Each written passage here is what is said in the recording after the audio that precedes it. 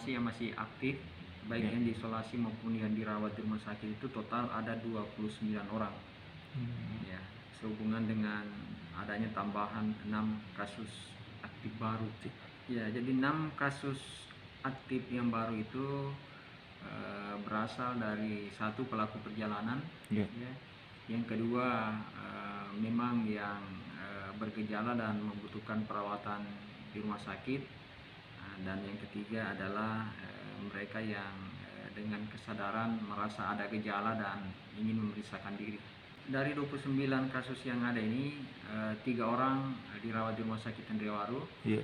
dan selebihnya isolasi mandiri di rumah masing-masing. Kemudian upayanya dok dari Satgas Covid ini untuk menekan angka terkonfirmasi atau penyebaran Covid di Bone? Upaya kita adalah tetap prinsip memutus rantai penularan.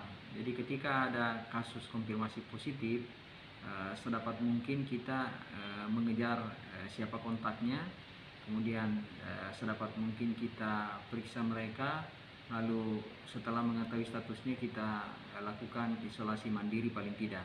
Dengan begitu tidak akan terjadi penyebaran di masyarakat yang lain.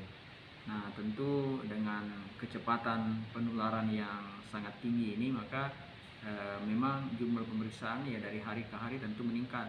Nah, kalau peningkatan jumlah yang diperiksa, maka peluang untuk yang terkonfirmasi positif juga semakin banyak.